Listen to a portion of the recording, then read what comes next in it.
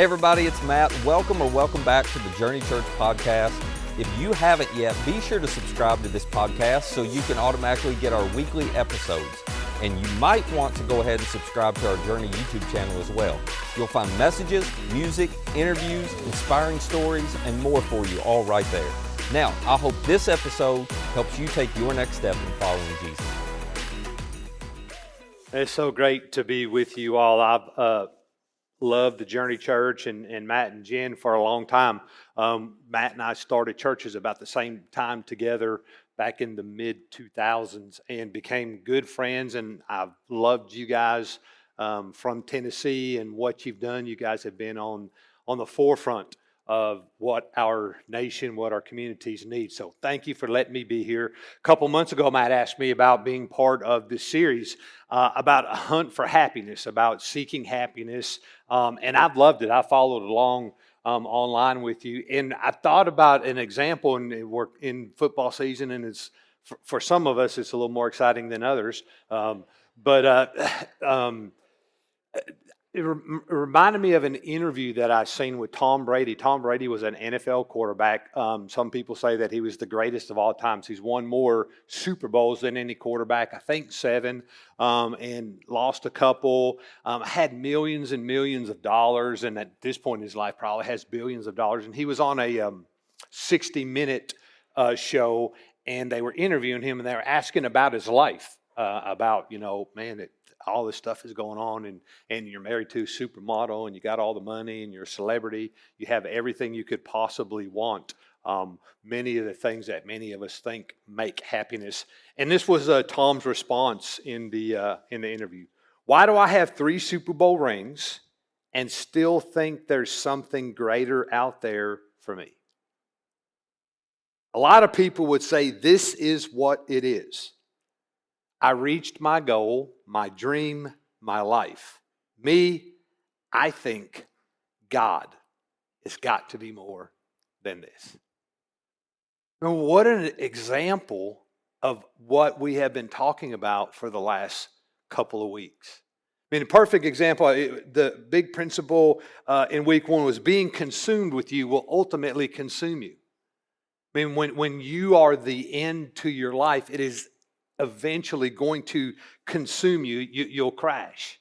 And if you've been down that road, you know that to be true. And to be up front, what I'll be talking about this morning is from a Christian perspective. It's a Christian worldview. The whole series has been a Christian worldview, a Jesus approach to happiness in fulfillment.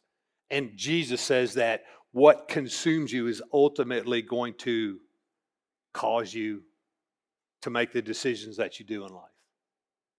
But there's another thing that we also learned, because just being consumed with you is one thing, but last week you talked about the answer. If I'm not consumed with myself, then what am I going to be consumed with? Because you will be consumed with something. You will choose in your life to be consumed with something. And meaning in life is found by being a means to an end that's bigger than ourselves. Purpose. I loved the answer that was pointed to Jesus about what should consume us. Because our purpose, more than anything, is going to create and cause satisfaction and fulfillment and ultimately happiness. Happiness, we've learned in the last couple of weeks, is a byproduct of something, not the end of something. And Jesus says, purpose, what you were created for. Christian worldview. I believe many of you believe in here that God created us, God created me, and He put me together specifically, and God is a master craftsman. And even though I feel like junk sometimes, God doesn't make junk. He made me with a purpose, and the only way that I'm ever going to achieve the happiness that I want, because God created me to want happiness too. There's nothing wrong with that, unless that's your ultimate end, because it leaves us lacking.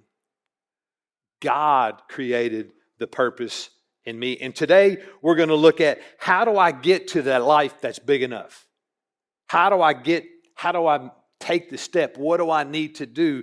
And I think The answer to that is depends on you, and it depends on your lens or your filter.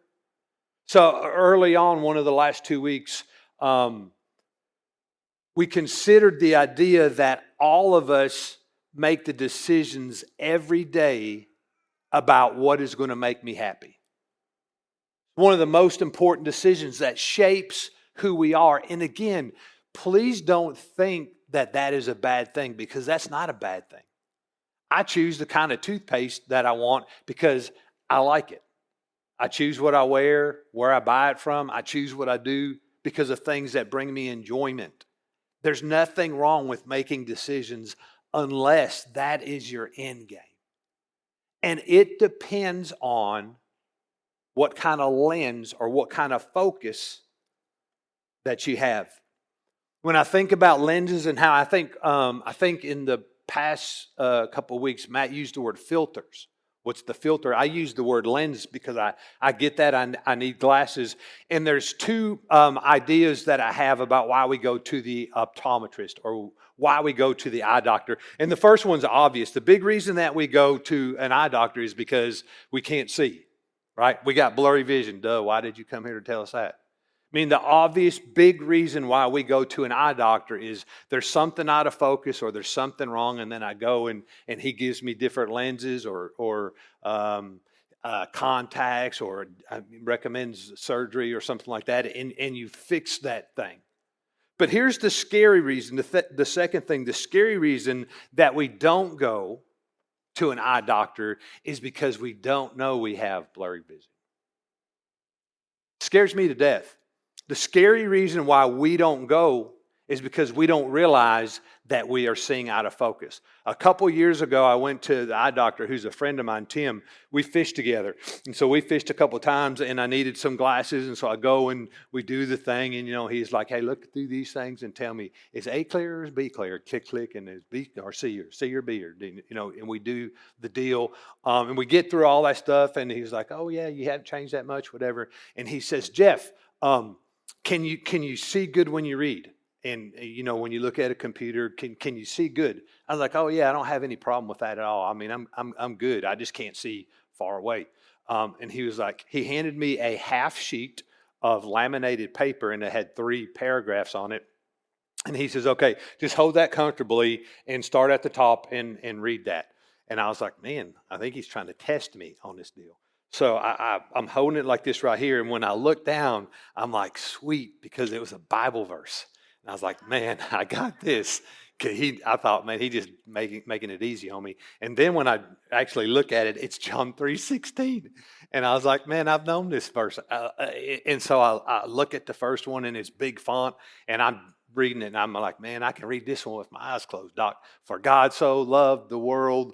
And then the middle one was smaller. And then the really smallest one, and I sometimes think that eye doctors put the smallest font that they can, like number 4 or 6 font that's so tiny, just to prove a point, right? I mean, they just want you to know. And I'm looking at it, and I'm like, I can kind of read that, but I know what the verse says. And so I'm like, man, just for God so loved. And he's like, good. And he's like, how is that? And I was like, man, I don't have a problem with that. And he says, okay, take these glasses and put them on and then look. So I took the glasses and I put glasses on, and I looked at it, and boom. I was like, stink. This is so clear. This is so easy. The bottom one was so easy to read. With lenses that I didn't know I needed, showed me that I was defocused and didn't realize it. And I was like, Tim, did you know this? And he was like, I thought so. How come? We've been fishing together, and he was like, I could see how you struggled to put your fishing line through a fly.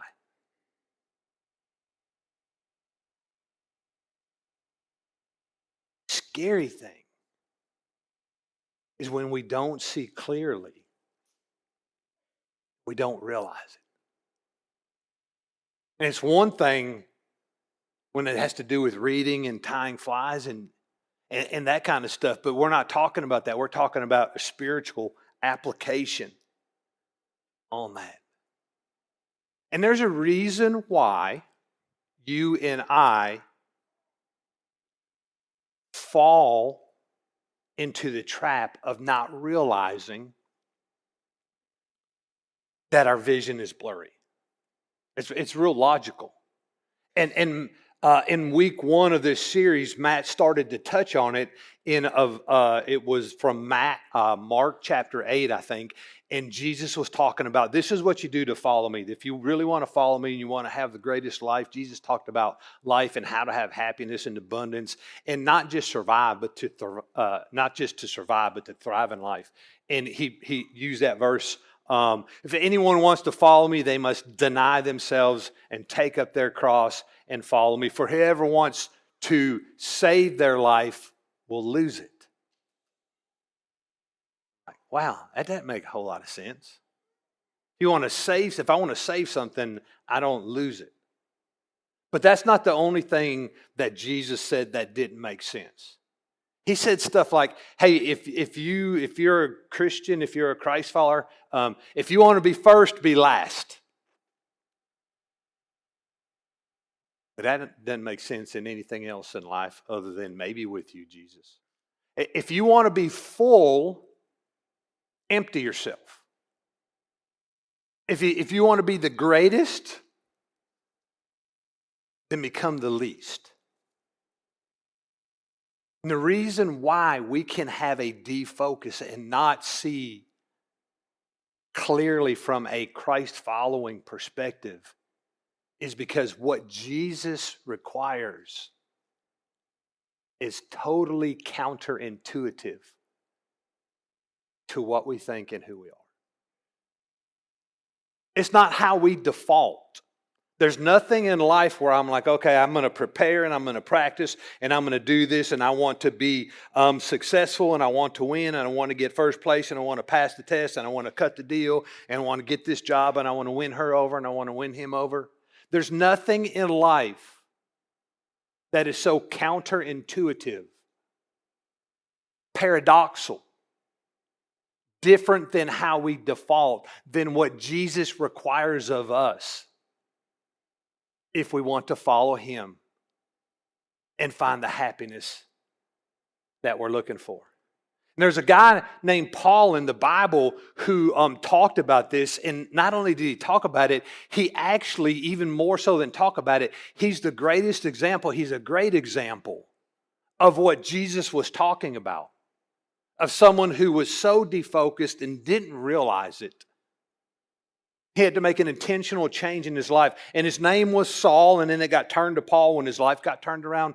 And he's actually an example of what Jesus was talking about in Mark chapter 8 when he says, deny yourself, take up your cross, become less, become least. And Paul was so defocused. He was so out of focus. This guy, and he was recorded not just in the Bible. So the Bible is an accurate account of Paul's life, but there's other secular sources that talk about Paul and that talk about a changed life and it talks about how he became differently and what his life looked like. But he was so warped in his thinking and didn't realize it. He would support the persecution and actually murdering of good people who were just trying to follow Jesus. Life was all about him. He was consuming, and what was important to him was what he did and what he didn't do. And he took a lot of pride in that. And he consumed himself and he consumed religion and didn't realize that he was off track until one day, and this is recorded in another book of the Bible called Acts. And Acts is really just a history of the church. And when Paul's life changed, Jesus actually blinded him. And I would go back and read that because it's so cool and fills in the story. Physically blinded him so he could no longer see for days, so that Jesus could get a hold of him and he could begin to realize that he was living a scary life because he didn't realize that he was so out of focus. And later on in his life, Paul writes to a church in a town in a city called Galatia. In the New Testament, there's a book, a letter, an epistle called Galatians. And Paul's writing to these Christians. And he really comes full circle. He really comes and he's kind of the answer to what Jesus talked about that is so counterintuitive that he requires of his followers to see clearly. And this is what Paul said in Galatians chapter 2, verse 20. I have been crucified with Christ, and I no longer live, but Christ lives in me. I've been crucified. For us, crucifixion is a word, and the only time we probably consider it is when we talk about Jesus, because we know Jesus was crucified. But for Paul and for that church, they would see people crucified. They knew exactly what that meant for someone to be dead, to no longer have life. And yet Paul paints this picture of a dead person crucified, and then he says, but it's not about being dead, it's about now I'm living differently. Remember, Jesus said it like this, take up your cross. It's a picture of preparing for crucifixion. Of you not being the end of yourself, of something else happening. Paul says, I have learned to see life differently. Now I live in such a way that part of me is crucified and part of me lives. And that part of me that lives is Jesus. And looking through life with a Jesus lens changes everything. You're going to be consumed with something. And God gives you and God gives I the privilege of choosing what will be consumed with. But here's a beautiful truth. Being consumed with Jesus will ultimately consume you too. So we could be consumed with ourselves and it will ultimately consume us. But if we're consumed with Jesus like Paul was, then Jesus and how he saw and how he lived and how he behaved will begin to consume us. And going through life consumed, not with your own life, we crucify that. We learn, we discipline ourselves to live differently. Paul says you can be consumed with Jesus, and that will consume you. And that will fulfill you, and that will bring you more happiness, and that's going to show you your purpose for what you are created. Paul goes on, the life that I now live. Not my old life, there's a new life. I'm looking through new eyes now, new lenses. The life I now live in the body, I live by faith, trust in the Son of God. For some of us, the bottom line issue is trust. Because for me to follow somebody that is so counterintuitive to how I'm wired, for me to empty myself, for me to choose to become last, I have to trust. For me, who is going to tell me to give my time and my money and my energy and my life? For me to tell me how a marriage looks and how my sexual life looks, how my sexual identity looks? I have to trust. For me to tell me how to conduct myself in business and character and relationships?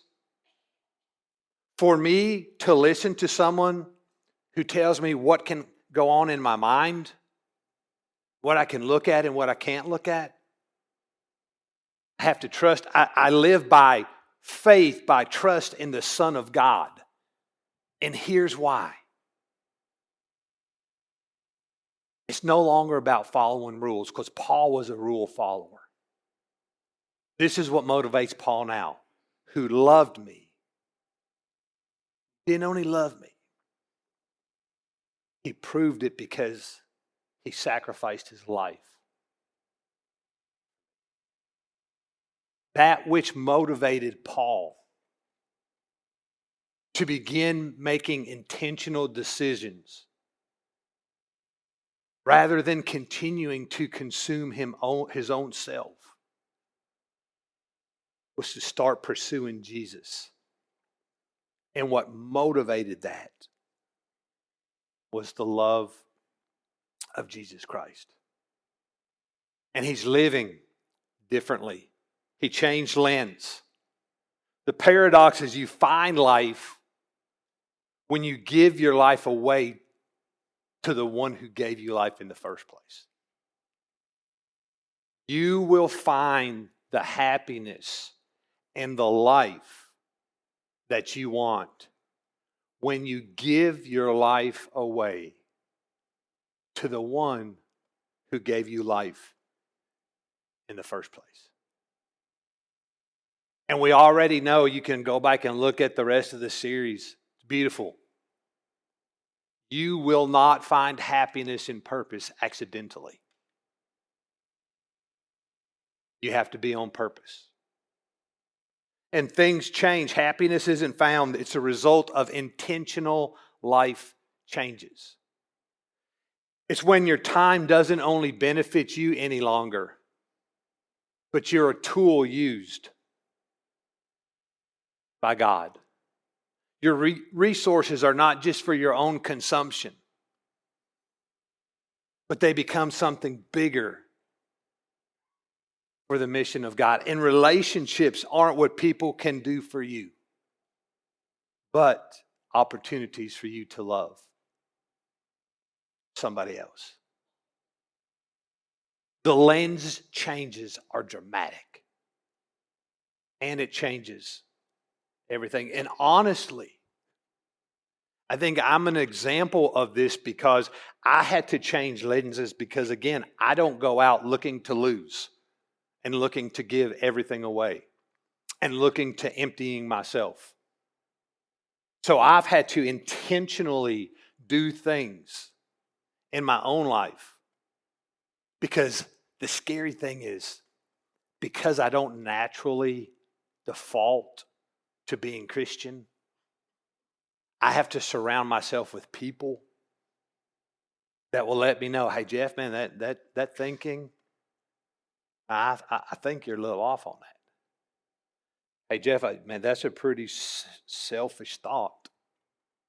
A couple months ago when Matt emailed me and said, hey, would you come up here to the Journey Church? And as much as I loved you, if I wouldn't have changed his lenses in my lives, I'd have been like, heck no. And the reason why is because yesterday was opening deer season, gun season in Tennessee. I left hunting camp yesterday. And for decades, me and my dad and some buddies, we would go hunting for a week before Thanksgiving. See, if I wouldn't have had a lens change, I'd be like, no, my time is about me and I've already got something planned. My resource is what I'm going to do with my energy. The relationship isn't just, I'm going to do that. Matt has done a ton for me. And I like that until I have to do something for him. If I wouldn't have changed lenses in my life, I'd have been like, if I would have read his email, hey, are you available and can we talk about this? And it would have been pretty simple. Heck no. Done got plans. See, what I have to do in my life is before I start checking emails and before I start looking at feeds and before I respond to texts and before I do anything, every morning for me to try as best I can to put the correct lens for me to live my day. I have to remind myself of a principle. One of the principles that are in this message or the past couple, or a Bible verse. I've been crucified with Christ and I no longer live, but Christ lives in me. Jesus, today help me And when I prayed that prayer, I didn't realize that 15 minutes later I was going to read an email from a friend who said, hey, can you come up here during your favorite hunting day of the season? Big enough life happens when it flows through you, not just to you. The big life that you're looking for will only happen when it flows through you. It doesn't stop with you. Last week was so clear. You're not the end. You're not big enough. You were created for something much bigger than just being a consumer in life. God created you for something so much bigger, and life happens when it flows through you, and God uses who you are and what He blessed you with to be a part of something, and that something is His mission and His message. And the great news is that the Journey Church is doing it. Man, a bunch of you are already doing it and need to continue to do it. I love to hear Matt talk about you and what you guys are doing when he's away from here, when I see him in another place. What you're doing not just in Murray, Kentucky, and not just in Kentucky, but around the world. How you've changed lenses. How your lens is not just blue colored. But most of you are smart enough, even at the beginning of the season, to know you shouldn't have done that, right? I mean, you shouldn't have put that up there. Tennessee fans, we're not that smart. Beginning of the year, we thought that we were there talking about college playoffs, potential, high ceiling, all the great things with these orange colored lenses. And it's almost like they forgot that they're starting everything quarterback quit in the spring. And they had a quarterback that hadn't played in the SEC before. When you got them orange colored glasses on, it doesn't matter because you don't see clearly. You have high expectations and high hopes. And again, I know it's a little bit harder for you all to realize that in football, but basketball, you got a little more hope. Baseball now, you got a lot of hope. Fans are fanatics because they put these shades in front of their eyes and they no longer see clearly. And we're not talking about sports. You know how uptight and focused, how much time and energy some people can put in to following a team? It's not orange and it's not blue. It is so much bigger. And even if Kentucky won the national championship, when they do one year, it's going to be fun for a little while. You'll run your mouth for a little while. And that's good. But it's not going to give you purpose. And it's not going to last. And it's not going to fulfill you. Our broken world is desperate for churches like this, for Christ followers who see life through a Jesus lens. They see a real Jesus who is irresistible, and they experience His love and His grace. And it's the only hope and the only solution that Murray, Kentucky has, that Tennessee has. It's the only hope that the United States of America has. It's the only hope, and you have that hope in you. Would you do the counterintuitive? Would you do what doesn't seem natural and begin to consume Jesus more than anything else? And if you do, you'll see a change in your life. You'll begin to see things differently. And that differently will surprise you when it just pops out there and you're like, wow, this is what I've been looking for. The only way, and I'm going to encourage you to do this week, this is the pastor's heart. And if you got a better way and it works, then man, do it. But the only way that I know how to do it in my own life is before I do anything, I got to do it every day. And I could be slower than most. I mean, maybe everybody doesn't have to.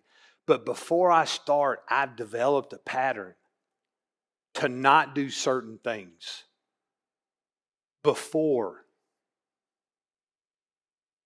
I say, Jeff, if you're the end, you're not big enough. Jesus, as I live this day, help me to live it in such a way that I don't make decisions like I'm the end. Sometimes it's a Bible verse because I change. I've done it before, and my verse was, as I get out of bed and I've learned, in the beginning I had to take a Post-it and put Jesus first. Think of Jesus before you start thinking about anything else. And I knew that week or that month, set your mind on things above where Jesus is seated at the right hand of God. As I'm getting out of bed, God, help me to set my mind on the things that I know that matter most, but that don't come naturally to me. God, I want to talk to you a little bit about this before I start my day, before I start dealing with emails and all the other stuff. God, help me. God, be able, like my eye doctor friend Tim, who said, hey, Jeff, I know you don't think that you need new lenses, but you do. And it changes everything. The world needs a group of contagious Christians who irresistibly share the love of Jesus and change lives. And the beautiful thing for you is, by consuming that mission, it's going to absolutely change yours. Would you pray with me, please? God, thank you so much for loving us. And Jesus, thank you so much for giving us a worldview that is so clear on how to accomplish purpose in life. And we've learned that when we're pursuing purpose, fulfillment and happiness is going to come our way. God, I pray for each person that is here this morning that they would intentionally this week start every day reminding themselves that we have to put a Jesus lens before we go to school, before we go to work, before we talk to our neighbor, before we wake up our kids. God, we are desperate and we will mess up a lot of things. Help us not substitute the stuff that seems to come naturally. Help us not to have the most important lens in front of our decision making being one that prioritizes happiness overall. And God, we also thank you that when we pursue and consume you wholeheartedly, when we trust you with all of the things that you've given us, that happiness, fulfillment, peace, and purpose, those things that we long for, will come. May we do this as individuals. May we do this as a church. And God, will you bless and continue to bless the Jesus followers coming to Journey Church so that they can continue to be on the forefront of sharing the good news that you've given us. Thank you for making us bigger than ourselves and allowing us and entrusting us with your mission and your message. Pray all these things in the name of Jesus. Hey, if you'd like more content like this, subscribe to our YouTube channel and download our Journey app to access all of our recent message content. And our app is the easiest way to share this content with a friend. For more information on our church or to find our app or our YouTube channel, just visit journeycalway.com. That's journeycalway.com. Thanks for listening.